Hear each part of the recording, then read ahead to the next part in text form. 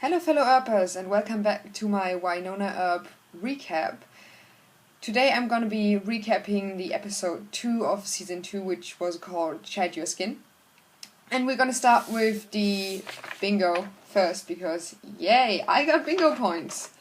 Because I said to question number 1 what will happen to Agent Lucado, that there will be a tentative alliance between Team Wynonna and Lucado, and at the moment that's the case, so I guess that means bingo points for me. Let's go on to my actual notes about all the things that went on this episode. First, let's talk a bit about Lucado, because Lucado was quite a bit in this episode, and we've seen a bit more how she interacts with all of the different people on the Earp squad. Especially one brilliant line, "One last time, never touch the goo."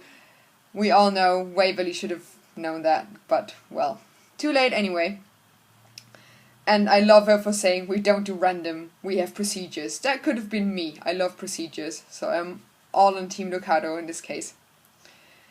And I mean, the interesting thing is she tries to kind of get warm with Wynonna and get on a level with the people she's working with, even though, on the other hand, she's obviously still trying to kill dolls. And Doc recognizes that, and he's very aware of the fact that she's still dangerous. And Wynonna, I think, is searching this episode for someone to connect to, for someone to lead the team, and there's the danger of her accepting Lucado in this position and not raising herself to be the leader of the team. So we see what happens with that. Then Jeremy. Jeremy at the moment is like my favorite member of the Earp squad, or Wynonna doesn't want him on the team, but I love him because he's socially awkward, he is clearly somehow queer. I think Alex Shillington mentioned on YouTube, not on Twitter, that he could be asexual or maybe on the spectrum, which I would really love him to be, but he just digs Doc, and that's fine as well. Everyone digs Doc in this episode, except for Wayhard, but well, they're busy. He's called Lucado's lapdog at some point by Wynonna, and I think he's clearly not Lucado's lapdog. He tries to navigate the whole thing and tries to be part of the Earp squad, but Wynonna doesn't really accept that, especially due to awkward shower moments where Jeremy's just standing there and waiting, but I have the feeling he doesn't really recognize that this is like a wrong thing, because he doesn't think of Wynonna in a sexual way. He's just there talking or something, and then Wynonna's like, "Whoa, creep," and he's like, "Wait, what? No, I didn't mean it that way," and he's slightly confused. Also, when he's going to the front door to wait for Doc, he's like a super excited puppy, you see it. So, totally my type of guy. I really identify with him, and I'm glad that he's in the show. Then we do have Wayhard. Okay, Wayhard make out, Wayhard obviously have sex, which is quite cool because the way they communicate about it is very honest, and Nicole stops the whole thing going on with asking Waverly for consent, and that's something we don't see often on TV. Even in the first season, I was a bit disappointed how the whole couch scene thing went in the beginning, because it was basically Waverly jumping Nicole, and she was kissing her back, and so it was kind of fine, but on the other hand, there was no real communication about this beforehand. It was just happening from one point to the other, and that is always a bit weird thing in TV, that people somehow have this mysterious sexual attraction to each other, and then they start kissing, and then they have sex, and they haven't talked about it at some point, and that was done really well this episode.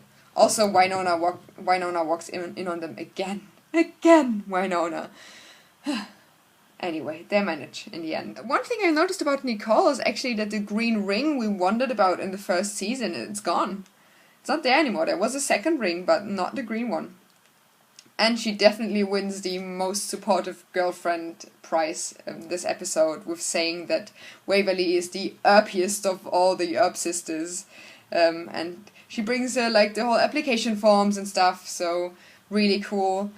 On the other hand, we have Waverly, and Waverly is protecting Nicole from the whole Black Badge business, and I like this dynamic very much because technically people would see Nicole as the cop, as the person who protects like petite Waverly, and it's the other way around, so I think the dynamic is really equal and shows that they both have their strength and their weaknesses and care about each other quite a lot. Then one thing I've noticed about Waverly, which is really, really confusing, is when she goes into the station to visit Nicole, she steals like this small bell on the table. I don't know why, but later on we see in the scene where Wynonna visits Doc in the shed that there's this bell again. And I have no idea what's up with that. It's maybe like a sign of Waverly's new demonness, that she starts to steal things. But on the other hand, we've always seen her black demon goo eyes when it was referring to her being different. So I'm really not sure what's going on there, if this is an important thing at all, or it was just a random thing. We see about that later. Doc Holliday. Doc Holliday becomes a very, very complex character in this episode. In season 1, we've seen him being like this guy who has a deal with Bobo and is very selfish to become part of the Earp squad and being supportive of the Earp sisters and the whole team. And now he kind of goes back to his original personality trait of having his own agenda, and nobody really knows what that is. So we see him meeting Rosita and kind of offering her protection for working in Shorty's, which he kind of buys now with the money he blackmails from Lucado, which is a power move, to be fair. But he's also, I think, setting up like a drug lab or something. It's not really clear, but they talk about vents and about like the whole engineering thing around it. Rosita seems like a very proper chemist for that, but it's not really clear what Doc is actually trying to do. It starts being very mysterious, and also Wynonna criticizes him for that he switches his feelings on and off all the time, and that she doesn't know how he does it. But I think this is one of the things we have seen also in the first season, and which continues now, that he loves the Earp sisters and he tries to be supportive for Wynonna, but it's not the only thing he does. The other thing is he has his own thing going on, and it's important for him, and for whatever reason he has to do these dodgy deals. But Wynonna, I think, really needs him right now and tries to find someone who's just there for her, and in this episode that's not the case. Doc tries to be supportive in the whole scene in the barn, and we have another very nice consent thing where Wynonna tries to kiss him because he tells her that she can kiss him wherever she wants to, and then he doesn't consent and is like, okay, but only if they agree to, which is an explicit mentioning of consent we don't see often within TV again. And Wynonna is very, very lost in this episode. I'm actually quite glad that she still is, because it would be weird if after just one episode and crying over Willa once, the whole thing would have been resolved. But she also sees herself differently in the group. It changes the whole group dynamics, the vanishing of dolls.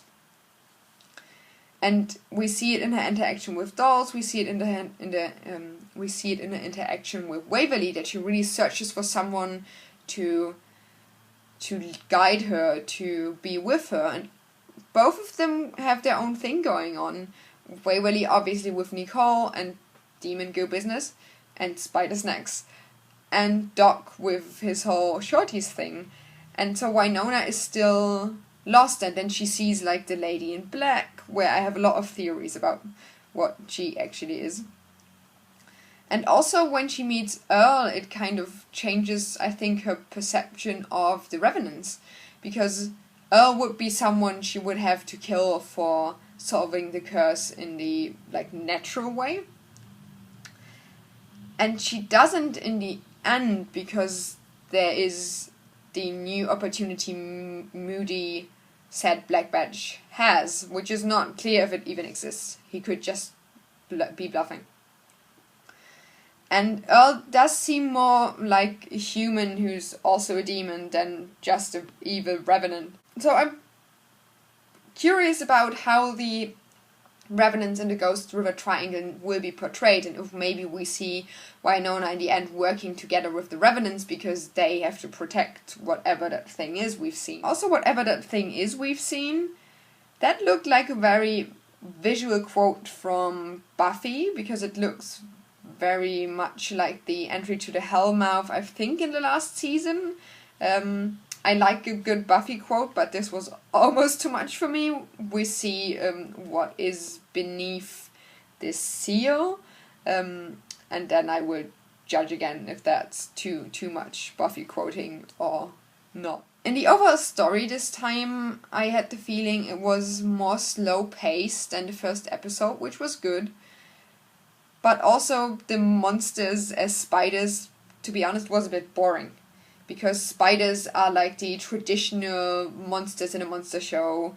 They need to have spiders at some point. It's like being a Disney princess chased by wolves. It happens at some point in your life. And also the Lady in Black is a cool thing to happen, but I have the feeling the whole episode was there for building up a storyline and not really having a huge story itself. So that was a bit disappointing, to be honest, because I thought maybe there's more behind the spiders or so on. There was more behind the spiders, but the spiders themselves were not that creepy. There was no big mama spider, which would have been interesting, or like so many spiders. They basically had like 3 of them. Ooh, so scary. But, well, we see next episode. There will be Monster of the Week. I might enjoy more. Also, there was the ladies monsters in black, which Wynonna first thought were Willa. They are very interesting. Somebody on Twitter mentioned that they're a bit like Dementors, which I agree on, because we see Wynonna in the Black Badge office, and she feels like this lady in black behind her, and you see her breath freeze in the air. So it definitely gets colder, and I have the feeling they could be creatures that create something that connects to your fears, because Wynonna is afraid that Willa is still haunting her. And maybe Willa is not still haunting her, but it's just something the creatures kind of simulate. So people are facing their worst fears. But also, Wynonna has been the only one seeing them so far. But we've seen them exist apart from Wynonna. So we've seen Mercedes in the kind of house, and there the creature in black behind her switching around rooms. So I think it's pretty clear that this is not the ghost of Willa, because the ghost of Willa wouldn't naturally connect to random house, a random seal in the ground, and to random person showing up there. So there are definitely other creatures. I'm really looking forward towards the next episode, because I think we're going to see more about the ladies in black, or whomever they are. The only thing maybe I still want to mention is that in the preview, or kind of the connection from episode 1 to episode 2, we saw this hand coming out of the box and igniting the dynamite and having this huge explosion, and these could be the ladies in black, because someone compared the pictures of this like hand coming out of the box and the trailer pictures of the creature in black, and they were very similar.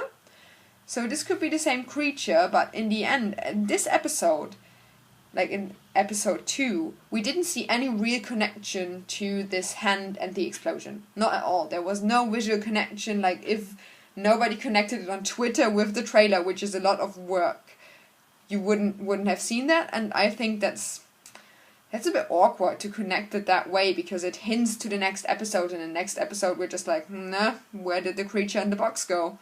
You could have also done it a bit differently, or with a more precise connection. I'm not really sure, but I would have wished for it to be a bit different. Well, we see next episode.